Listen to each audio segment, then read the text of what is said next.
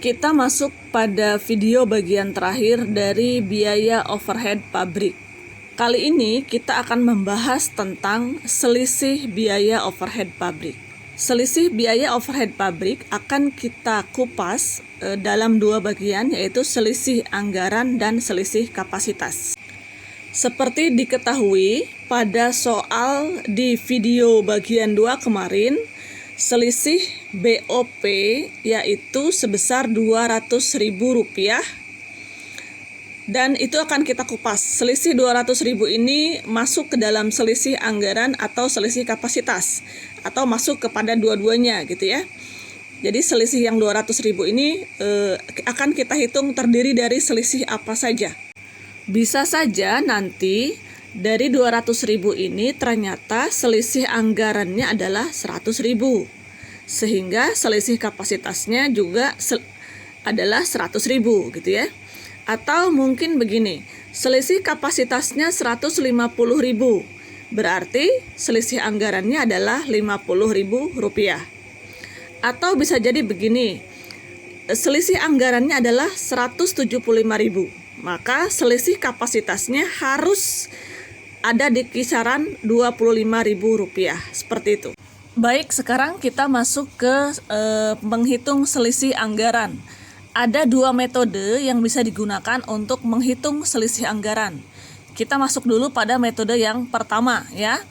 Cara menghitungnya, kita selisihkan BOP yang sesungguhnya dengan BOP yang dianggarkan pada kapasitas yang dicapai. BOP yang sesungguhnya diketahui adalah 10.700.000. Ya, nah, itu diperoleh dari tabel 2. Ingat ya, diperoleh dari tabel 2. Sekarang kita akan menghitung BOP yang dianggarkan pada kapasitas yang dicapai. BOP tetapnya kita ambil dari tabel 1, tuh 5.400.000 sudah ada di sana, di tabel 1. Untuk BOP variabel kita kalikan ya, kapasitas yang dicapai berapa? 75.000 jam kan? Berarti kita kalikan 75.000 jam dikali dengan tarif BOP variabel, yaitu Rp72,50. Hasilnya adalah Rp5.437.500. Sehingga BOP yang dianggarkan pada kapasitas yang dicapai kita jumlahkan. BOP tetapnya 5.400.000 ditambah BOP variabelnya 5.437.500. Hasilnya adalah 10.837.500. Sehingga selisih anggarannya kita kurangkan 10.700.000 dikurangi dengan 10.837.500 rupiah. Hasilnya adalah Rp137.500. Selisih ini disebut dengan selisih lebih atau selisih laba ya, karena kita menganggarkan 10.837.500, ternyata kita hanya membayar 10.700.000 rupiah. Maka disebut dengan ini selisih adalah selisih lebih gitu ya, atau selisih laba. Metode yang kedua dihitung dengan cara kita akan mengurangkan BOP yang sesungguhnya. Ingat ya, BOP yang sesungguhnya di tabel 2 10.700.000 kita kurangkan dengan BOP tetap menurut anggaran. Kalau BOP anggaran berarti di tabel 1 ya. 10.700.000 dikurangi dengan 5.400.000, hasilnya adalah Rp5.300.000. Lalu 5.300.000 kita selisihkan atau kita kurangkan dengan BOP yang dibebankan pada kapasitas yang dicapai, yaitu tadi sudah kita hitung 75.000 jam dikali Rp72,50. Hasilnya adalah Rp5.437.500. Jadi kalau kita selisihkan 5.300.000 dikurangkan dengan 5.437.500, hasilnya adalah Rp137.500. Dan selisih ini adalah selisih laba atau selisih yang menguntungkan. Baik, selanjutnya kita akan menghitung selisih kapasitasnya. Selisih kapasitas bisa dihitung dengan 3 metode. Sekarang kita masuk kepada metode yang pertama ya. Caranya kita kurangkan BOP tetap yang dianggarkan dengan BOP tetap yang dibebankan kepada produk.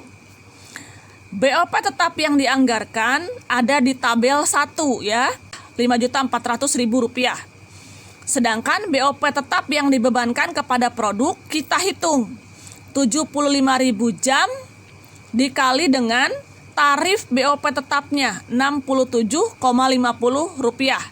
Hasilnya adalah Rp5.062.500. Sehingga kita kurangkan tuh 5.400.000 kita kurangkan dengan Rp5.062.500. Hasilnya adalah Rp337.500. Hasil ini atau selisih ini adalah selisih rugi. Kenapa? Karena kapasitas mesin itu kan normalnya adalah 80.000 jam ya. Sedangkan kita hanya menggunakan 75.000 jam.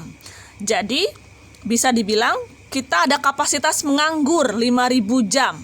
Sehingga disebut dengan selisih ini adalah selisih merugikan atau selisih rugi gitu ya. Sehingga selisih BOP-nya kita hitung seperti berikut. Selisih kapasitas rugi Rp337.500. Sedangkan selisih anggarannya laba Rp137.500. Sehingga selisih BOP-nya laba dan rugi kita selisihkan, hasilnya adalah Rp200.000. Masuk pada metode yang kedua untuk menghitung selisih kapasitas. Kita tinggal kurangkan saja kapasitas yang dianggarkan 80.000 jam ya. Kita kurangkan dengan kapasitas yang sesungguhnya yang dicapai 75.000 jam, sehingga adalah selisihnya 5.000 jam mesin. Selisih ini kita kalikan dengan tarif BOP tetap 5.000 jam dikali dengan Rp67,50. Hasilnya adalah Rp337.500. Metode yang terakhir pada perhitungan selisih kapasitas, kita akan menselisihkan BOP yang dianggarkan pada kapasitas yang sesungguhnya dicapai dengan BOP yang dibebankan kepada produk. Oke, BOP yang dianggarkan pada kapasitas yang sesungguhnya dicapai, BOP tetap 5.400.000 ada di tabel 1 ya. Sedangkan BOP variabelnya kita hitung dengan cara 75.000 jam ya, mengalihkan 75.000 jam dikali dengan tarif BOP variabel yaitu Rp72,50. Hasilnya adalah Rp5.437.500. Sehingga BOP tetap ditambah BOP variabelnya adalah Rp10.837.500. Untuk mencari BOP yang dibebankan kepada produk, kita kalikan 75.000 jam mesin pada kapasitas yang dicapai ya, dikali dengan Rp140 tarif BOP total. Hasilnya adalah Rp10.500.000. Sehingga kita selisihkan 10.837.500 selisihkan dengan Rp10.500.000. Hasilnya adalah Rp337.500. Ini adalah hasil atau selisih rugi ya. Tugas terakhir selanjutnya adalah kita membuat jurnal-jurnal yang diperlukan. Anda ikuti saja jurnal-jurnalnya. Ada 4 jurnal di sana, yaitu untuk mencatat pembebanan BOP, untuk mencatat BOP yang sesungguhnya terjadi, untuk menutup rekening BOP yang dibebankan kepada rekening BOP yang sesungguhnya, serta jurnal yang terakhir yaitu untuk mencatat selisih BOP. Pada soal ini, karena selisihnya adalah selisih rugi, 200.000 itu selisihnya selisih rugi, maka jurnalnya adalah selisih BOP pada BOP yang sesungguhnya. Sedangkan jika Anda suatu saat nanti menemukan soal dengan selisih laba, maka nanti jurnalnya adalah biaya overhead pabrik yang sesungguhnya pada selisih BOP. Demikian materi kali ini tentang biaya overhead pabrik sampai dengan kita menjurnal ya. Kita akan ketemu lagi di materi berikutnya. Terima kasih.